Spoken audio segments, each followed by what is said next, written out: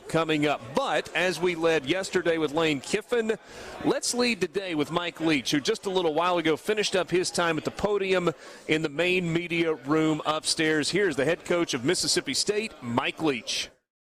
All right, I'm not a big opening statement guy, and plus you guys are going to ask whatever you want to know anyway.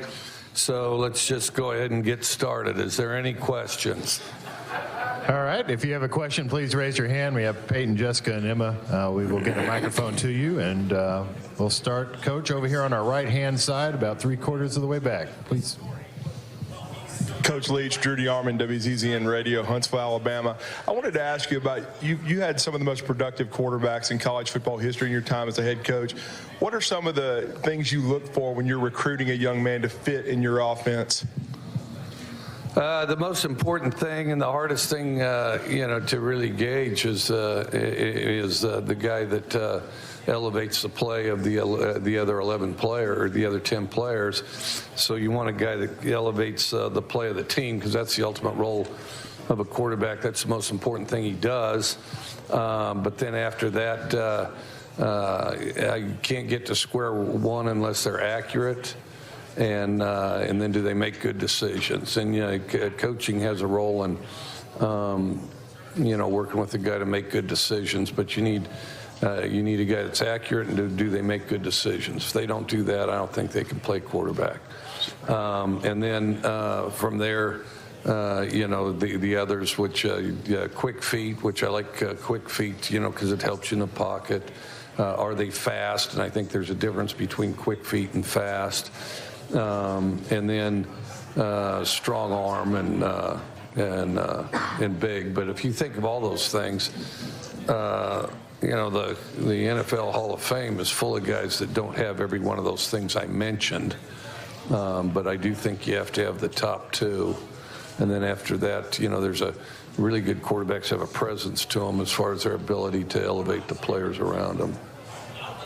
Coach, we'll go in the middle section, about halfway back. This might surprise you, but you can't see anything up here. Just lights. Okay, go ahead. Coach, Matt St. Jean, WTVA in Tupelo. You started off the first year of the program kind of in a tumultuous year, to say the least. How important is it going to be for the program to get back to normal and have fans back in full force at Davis Wade? I think it's critical. I think it's critical not just to us and not just because we want it that way, but I think it's important to our fans and everybody else. I mean, to get in the normal routine where you kind of elevate and everybody's feels enriched, by having the opportunity to watch and participate in football in a normal fashion. And I certainly, as coaches and players, that's incredibly important to us. Because football, really good football, I mean, it's a byproduct of routine.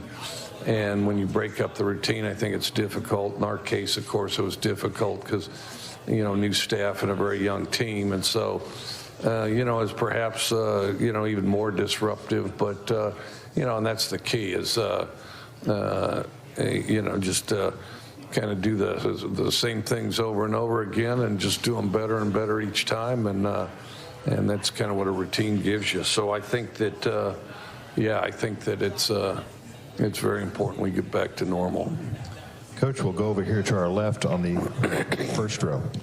Hey, Mike, Vince Ferrara, 99.1, The Sports Animal in Knoxville. Two questions. First, what's Tennessee getting in transfer Javante Payton from your school? And then two, Commissioner Sankey had mentioned that there are 1,600 players in the transfer portal and 1,100 are still there. What opinions do you have about the transfer portal right now? Well, as far as the transfer portal goes, I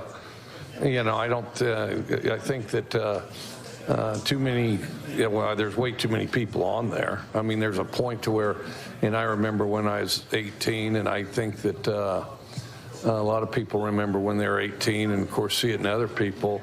I think too often there's a temptation to cut and run. And I don't think that's always the best course because, you learn a lot by, persevering and sitting in there and pushing through adversity. I mean, heck, when I was in college, I mean, I thought about leaving or going to another place, all that stuff, throughout college and even law school. So I think that, there's a point to where there's a huge value later on to persevering, through adverse situations. And I think that college football deliberately creates adversity because, it's a competitive situation, and you're wanting to develop skills to be competitive so that it brings out the best in everybody. I think that just like you mentioned or alluded to, I don't think that all those guys are going to find a place to go. I think in the end they would have been better off where they started, and rather than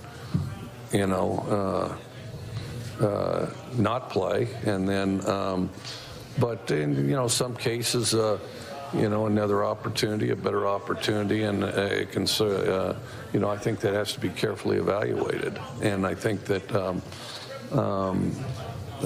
sometimes it is necessary to make a move. And I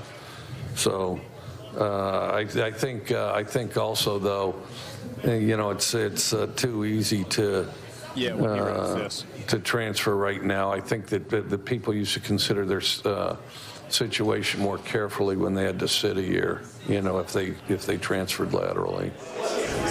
So that was some of Mike Leach earlier at the podium in the main media room at SEC Media Days Day 3. We've actually talked with him a little bit about the transfer portal in the past, and that answer that you heard there, not entirely different from what he said to us in the past. He thinks it's a little easier than it should. He thinks it's maybe an easy way out, but he also understands that it is the life that the life cycle in which we currently find ourselves in college football. Yeah, I mean, he may be against it at times, but at the same time, he took a bunch of players from it this offseason. So, yes, go get some dudes also. Yeah, exactly. So, I tell you what is coming up in just a couple of minutes. We've got a break, and then we are going to visit with Aaron Brule, who is at Mississippi State, returning player, and he's going to talk with us some about this Mississippi State team, which is getting close to starting fall camp. But do we have an official start day for camp? I don't, but training camp. I bet Aaron knows what it is, so we'll ask him. Yeah, sorry. I'll correct myself, Borky. We'll eventually get around to saying training camp as opposed to fall camp, given the fact that it will be 723 degrees on the very first